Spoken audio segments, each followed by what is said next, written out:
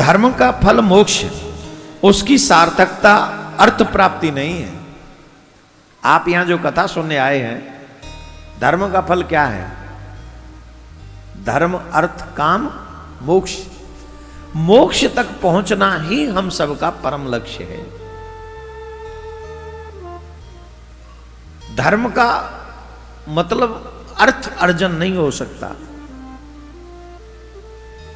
धर्म का मतलब है कि हम और आप सभी मोक्ष की तरफ आगे बढ़ें तो निश्चित तृप्ति प्राप्त हो जाएगी, इसमें कोई संशय नहीं है। बोलो राधे राधे।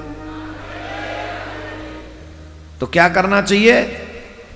एक चीज समझ लेनी चाहिए, वासुदेव परा वेदा वासुदेव परा मखा वासुदेव परा योगा वासुदेव परा क्रिया वासुदेव परम ज्ञानम वासुदेव परम तपः वासुदेव परो धर्मो वासुदेव परा गति।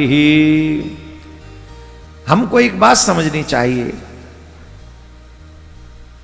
हम अगर ज्ञान स्वरूप श्री कृष्ण की प्राप्ति करना चाहते हैं तो ज्ञान भी श्री कृष्ण ही है। तपस्या कृष्ण की प्रसन्नता के लिए की जाती है, कृष्ण के लिए ही धर्मों का अनुष्ठान होता है।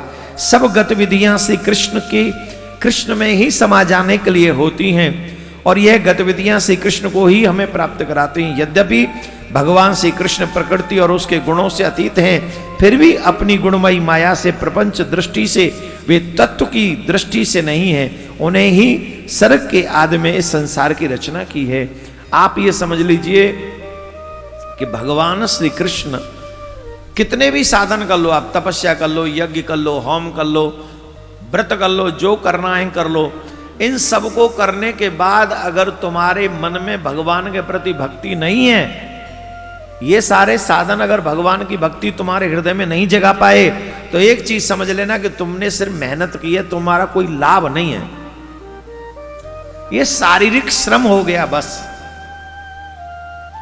वो यज्ञ श्रेष्ठ है जो भगवान की भक्ति जगा दे,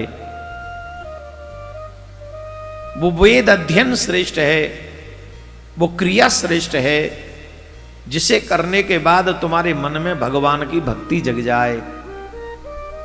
कथा श्रवण इसलिए श्रेयस्कर माना गया है कि भगवान के स्वभावों का, लीलाओं का जब गायन होता है तो अकारण ही हमारा मन परमात्मा के चरणों की ओर खिंचने लग जाता है।